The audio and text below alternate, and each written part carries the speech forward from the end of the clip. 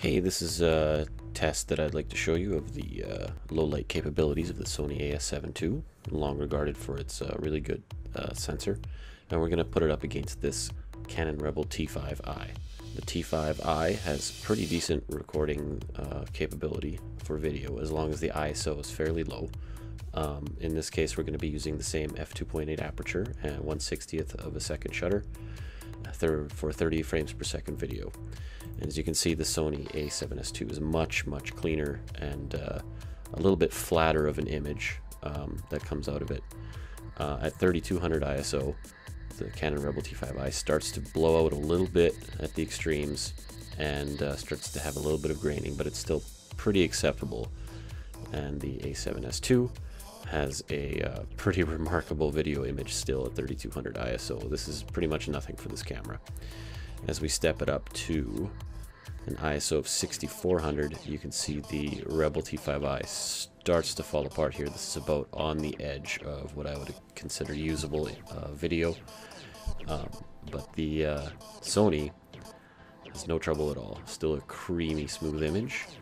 Still a little bit flatter, with good dynamic range and good shadow detail. And then as we move on, you can see the Canon kind of falls apart. This is an unfair comparison, but still, just to give you an idea of what a crop sensor cheap DSLR is up against this, how good of an improvement you can get with the Sony A7s II from this pretty much unusable image to this creamy smooth image.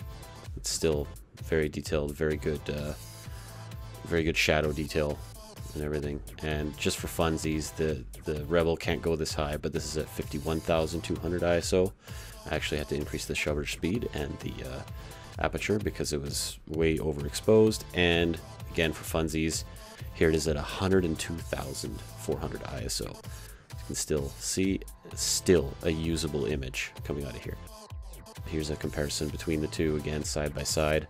This is the Sony at 10 times the ISO of the Rebel, and it is clearly a better image even at 10 times that sensitivity. So it's definitely a big improvement here if you step up to a full frame type camera. Now let's look at some night shooting.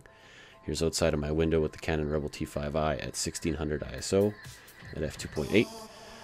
I had to vary the shutter speed here, but it's all at 30 frames per second, just because the exposure would go kind of wonky.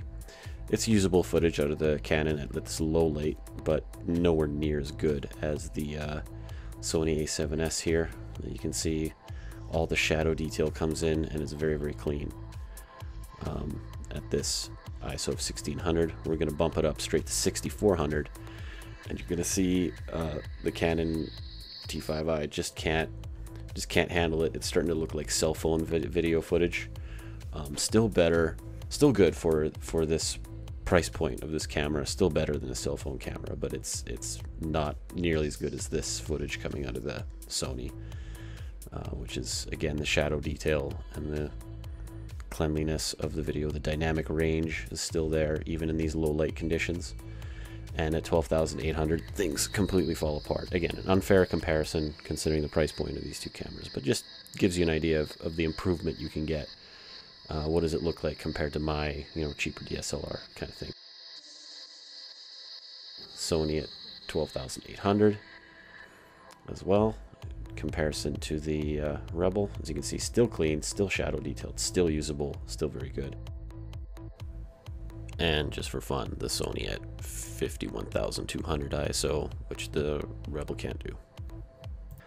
A little overexposed here. I didn't adjust for the exposure as well, but you can still usable video, and looks very bright outside. So there you have it. There's a comparison of the low light capabilities, or the ISO capabilities, of the Sony A7s II. Thank you for watching.